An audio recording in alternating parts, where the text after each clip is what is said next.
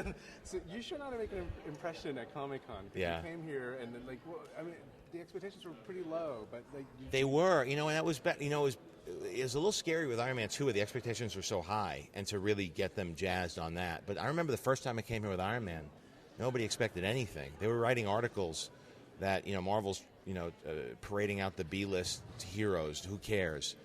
And then when we showed footage, this crowd, those 5,000, 6,000 people in Hall H, became believers, and they, that was even before Twitter and before like Facebook was popular. They were blogging, they were putting on websites, and the word got out. And that's when I realized this is the way to get right to the fans. If they like it, if they don't like it, they will say it, and they'll write about it. They don't care. And if they like it and embrace it, it spreads, it ripples out. So when I got hired to do Cowboys Aliens, I said, I don't care if we're coming out in a year. We're coming out, we got another Comic-Con before we come out, 2 weeks before we open on July 29th.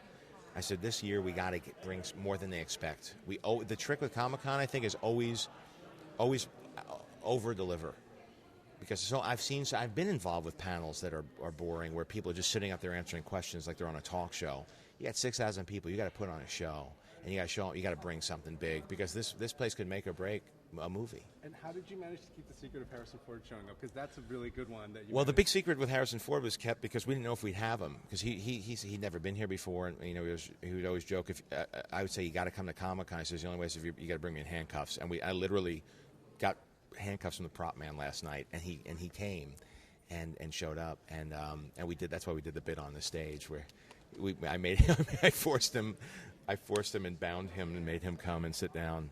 But hopefully he had a great time, because there was such an outpouring of affection for him. They seemed to really enjoy the footage, and certainly the minute he hit the screen, they screamed. And it's nice for film actors to see that. They don't get that. They're on the set. It's quiet. We're surrounded by the crew. We're there at 6 a.m. We yell, cut, check the gate, and everybody goes home.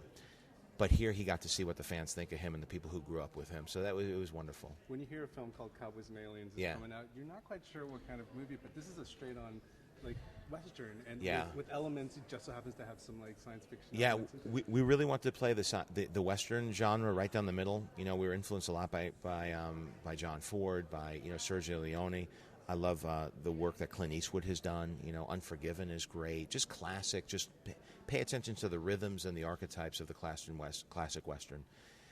Typically, if you did that, you wouldn't, a lot of those films haven't been commercially successful, but, even great movies, it doesn't seem to have that kind of audience. But when you introduce the whole alien element, and if you play that down the middle and mix those two together, now you got something that you could open up in the summer.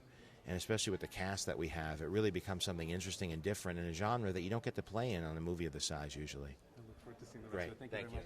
Cheers. Thanks.